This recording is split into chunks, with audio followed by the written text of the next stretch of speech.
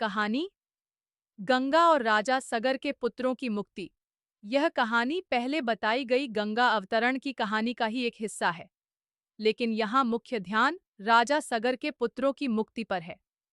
यदि पहले वाली कहानी नहीं बताई गई है, तो यह स्वतंत्र रूप से बताई जा सकती है। राजा सगर ने अश्वमेध यज्ञ किया था। यज्ञ के घोड़े की रक्षा के लिए उनके 60,000 पुत्र थे, लेकिन इंद्र ने अपनी ईर्ष्या के कारण घोड़े को चुराकर कपिल मुनि के आश्रम में छुपा दिया।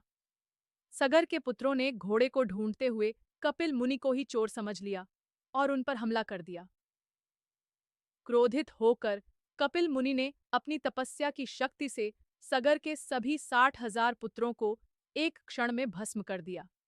उनकी आत्माएं अशांत रहीं और उन्हें मोक्ष प्राप्त नहीं हुआ, क्योंकि उनका अंत अकारण क्रोध के कारण हुआ था। कई पीढ़ियों तक सगर के वंशज इन आत्माओं को मुक्ति दिलाने का प्रयास करते रहे।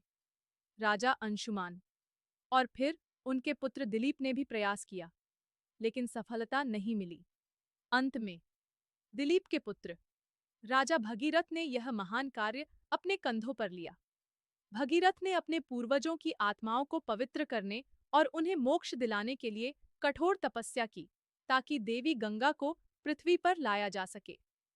उन्हें पता था कि गंगा का पवित्र जल ही उनके पूर्वजों की राख को शुद्ध कर सकता है और उन्हें स्वर्ग भेज सकता है। उन्होंने वर्षों तक ब्रह्मा और फिर शिव की तपस्या की, ताकि गंगा के प्रचंड वेग को नियंत्रित किया जा सके। शिव की जटाओं में गंगा को धारण करने के बाद भगीरथ ने गंगा का मार्गदर्शन किया और गंगा उनके पीछे पीछे चलती गई, उन स्थानों से गुजरती हुई जहां सगर के पुत्रों की राख पड़ी थी। जैसे ही गंगा का पवित्र जल उस राख पर पड़ा, 60,000 पुत्रों की आत्माएं मुक्त हो गईं और स्वर्ग की ओर प्रस्थान कर गईं।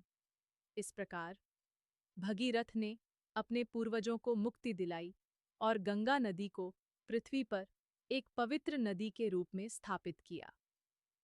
यह कहानी वंशानुगत कर्तव्य, दृढ़ता और पवित्र जल के मोक्षदायी प्रभाव को दर्शाती है।